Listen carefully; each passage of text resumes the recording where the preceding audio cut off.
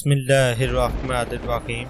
آج کی ویڈیو میں ہم حضرت شموئیل علیہ السلام کا واقعہ بیان کریں گے، تو ویڈیو شروع کرتے ہیں۔ آپ علیہ السلام کا نام مبارک شموئیل یا اشموئیل اور نسب نامہ یہ ہے: اشموئیل بن بالی بن علقمہ بن یرخام بن الیہو بن نحو بن صوف بن علقمہ بن ماحس بن اموسا بن عزریہ۔ حضرت موسیٰ علیہ السلام کے بعد جب بنی اسرائیل کی اعتقادی و عملی حالت خراب ہو گئی اور وہ عہد الہی فراموش کر کے بت پرستی میں مبتلا ہو گئے، سرکشی اور برے افعال انتہا کو پہنچ گئے، تو ان پر جالوت اور اس کی قوم عمالقہ کو مسلط کر دیا گیا۔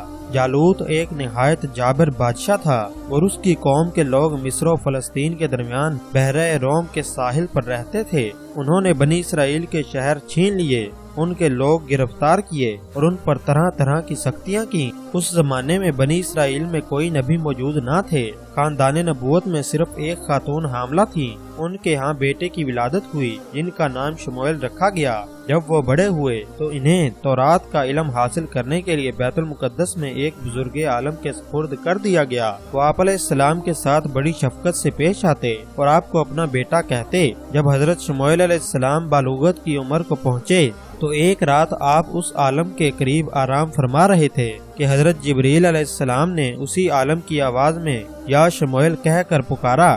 آپ عالم کے پاس گئے اور فرمایا، آپ نے مجھے پکارا ہے۔ عالم نے یہ سوچ کر کہ انکار کرنے سے کہیں آپ ڈر نہ جائیں، یہ کہہ دیا، بیٹا تم سو جاؤ۔ پھر دوبارہ حضرت جبریل علیہ السلام نے اسی طرح پکارا اور حضرت شموئیل علیہ السلام عالم کے پاس گئے۔ عالم نے کہا، بیٹا اب اگر میں تمہیں پھر پکاروں تو تم جواب نہ دینا۔ چنانچہ تیسری مرتبہ میں حضرت جبریل علیہ السلام ظاہر ہو گئے اور انہوں نے بشارت دی کہ اللہ تعالیٰ نے آپ کو نبوت کا منصب عطا فرمایا ہے، لہٰذا آپ اپنی قوم کے پاس جا کر انہیں رب تعالیٰ کے احکام پہنچائیے۔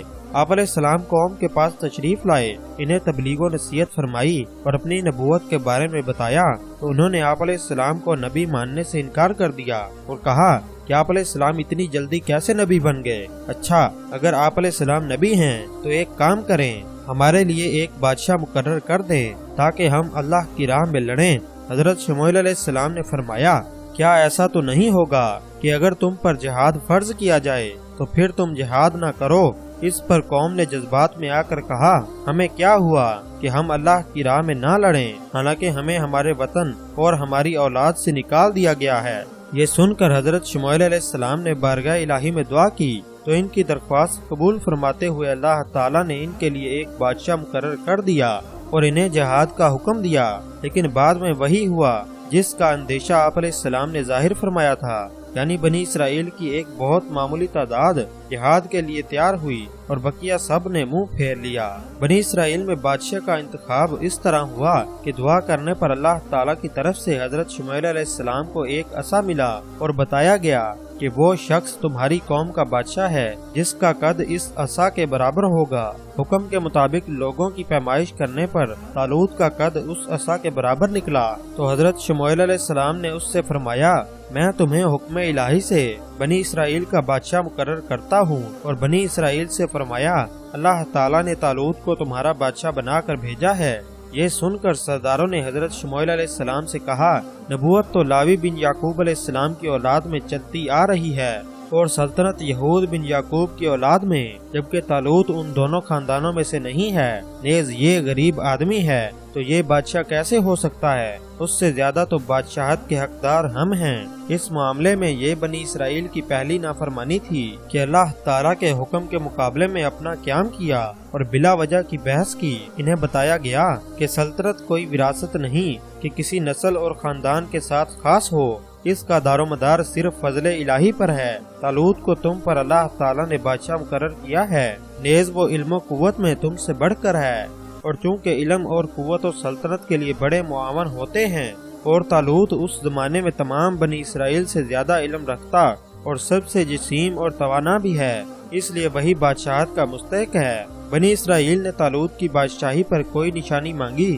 تو حکم الہی سے حضرت شموئیل علیہ السلام نے فرمایا، اس کی بادشاہت کی نشانی یہ ہے کہ تمہارے پاس وہ تابوت آ جائے گا جس میں تمہارے رب کی طرف سے دلوں کا چین ہے اور معزز موسیٰ اور معزز ہارون کی چھوڑی ہوئی چیزوں کا بقیہ ہے۔ فرشتے اسے اٹھائے ہوئے ہوں گے، بے شک اس میں تمہارے لیے بڑی نشانی ہے اگر تم ایمان والے ہو۔ یہ تابوت اللہ تعالیٰ نے حضرت آدم علیہ السلام پر نازل فرمایا تھا۔ اس میں تمام انبیاء کرام علیہ السلام اور ان کے مکانات کی تصویریں تھیں۔ آخر میں حضور سید الانبیاء صلی اللہ تعالی علیہ وآلہ وسلم اور آپ صلی اللہ تعالی علیہ وآلہ وسلم کے مقدس گھر کی تصویر ایک سرخ یاقوت میں تھی، جس میں آپ صلی اللہ تعالی علیہ وآلہ وسلم نماز کی حالت میں قیام میں ہیں، اور آپ صلی اللہ تعالی علیہ وآلہ وسلم کے ارد گرد صحابہ کرام رضی اللہ عنہم موجود ہیں۔ حضرت آدم علیہ السلام نے ان تمام تصاویروں کو دیکھا، اور یہ تصویریں کسی آدمی کی بنائی ہوئی نہ تھیں بلکہ اللہ تعالیٰ کی طرف سے آئی تھیں۔ یہ صندوق نسل در نسل منتقل ہوتا ہوا حضرت موسیٰ علیہ السلام تک پہنچا۔ آپ اس میں تورات بھی رکھتے تھے اور اپنا مخصوص سامان بھی، چنانچہ اسی تابوت میں تورات کی تختیوں کے ٹکڑے بھی تھے، اور حضرت موسیٰ علیہ السلام کا عصا، کپڑے، نالین شریفین، حضرت ہارون علیہ السلام کا امامہ، ان کا عصا اور تھوڑا سا من جو بنی اسرائیل پر نازل ہوتا تھا۔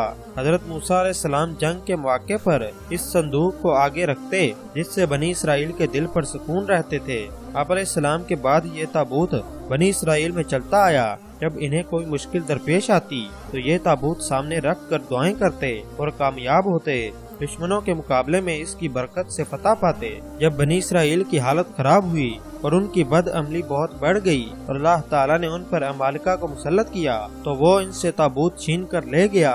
انہوں نے اسے نجس اور گندے مقامات پر رکھا اور اس کی بے حرمتی کی۔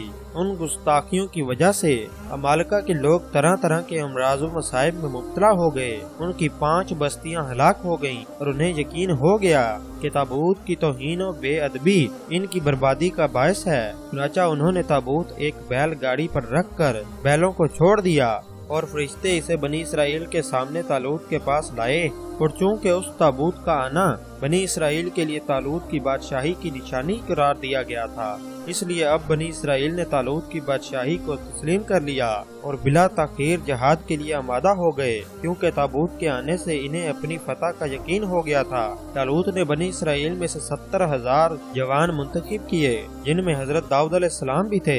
طالوت اپنے لشکر کو لے کر بیت المقدس سے روانہ ہوا، کیونکہ بنی اسرائیل کا یہ سفر جہاد سخت گرمی میں تھا، اس لیے جب گرمی کی وجہ سے ان مجاہدین کو سخت پیاس لگی تو طالوت نے ان سے کہا، بے شک اللہ تمہیں ایک نہر کے ذریعے آزمانے والا ہے، تو جو اس نہر سے پانی پیے گا وہ میرا نہیں ہے، اور جو نہ پیے گا وہ میرا ہے، سوائے اس کے جو ایک چلو اپنے ہاتھ سے بھرے گا۔ طالوت نے یہ سب کچھ حضرت شموئیل علیہ السلام پر اترنے والی وحی کی بنا پر کہا تھا، اور اس میں حکمت یہ تھی کہ شدید پیاس کے وقت جو حکم کی تعمیل پر ثابت قدم رہا وہ آئندہ بھی ثابت قدم رہے گا اور سختیوں کا مقابلہ کر سکے گا، اور جو اس وقت اپنی خواہش سے مغلوب ہو کر نافرمانی کرے گا وہ آئندہ کی سختیوں کو کیسے برداشت کر سکے گا۔ جب وہ نہر آئی تو اکثر لوگ جی بھر کر پانی پینے کے سبب امتحان میں ناکام ہو گئے، صرف 313 افراد ثابت قدم رہے، پیاس کی شدت پر صبر کیا اور ایک چلو پر گزارا کیا۔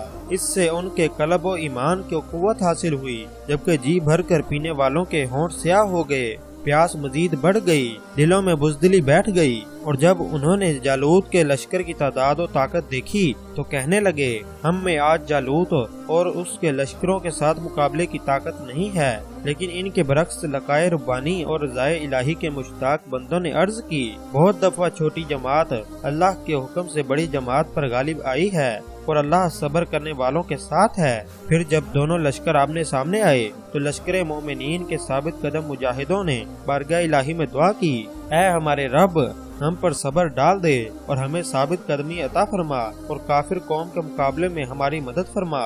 میدان جنگ میں جالوت نے بنی اسرائیل سے مقابلہ کرنے والا طلب کیا تو وہ اس کی قوت و جسامت دیکھ کر گھبرا گئے، کیونکہ وہ بڑا جابر، کبھی شاہ زور، عظیم الجثہ اور قد آور تھا۔ طالوت نے اپنے لشکر میں اعلان کیا کہ جو شخص جالوت کو قتل کر دے میں اپنی بیٹی اس کے نکاح میں اور آدھی سلطنت اسے دے دوں گا، مگر کسی نے اس کا جواب نہ دیا۔ طالوت نے حضرت شموئیل علیہ السلام سے عرض کی کہ بارگاہ الہی میں دعا کریں۔ آپ علیہ السلام نے دعا کی تو بتایا گیا کہ حضرت داؤد علیہ السلام جالوت کو قتل کریں گے۔ चुनाचा हजरत दाऊद अलैहिस्सलाम जालूत से मुकाबले के लिए निकले और आप अलैहिस्सलाम ने पत्थर फेंकने वाली रस्सी से पत्थर मारकर जालूत को कत्ल कर दिया। कत्ल के बाद हजरत दाऊद अलैहिस्सलाम ने जालूत को तालूत के सामने डाल दिया। उसकी लाश देखकर तमाम बनी इसराइल बड़े खुश हुए और दूसरी तरफ जालूत को मरता देख उसके लश्करियों के हौसले पस्त हो गए और ये लोग शिकस्त खाकर भागे। यूं कुफर का जोर टूटा और अहले ईमान को गलबा हासिल हो गया। इसके बाद हस्बे वादा तालूत ने हजरत दाऊद अलैहिस्सलाम को आधी सल्तनत दी और अपनी बेटी का निकाह आपके साथ कर दिया।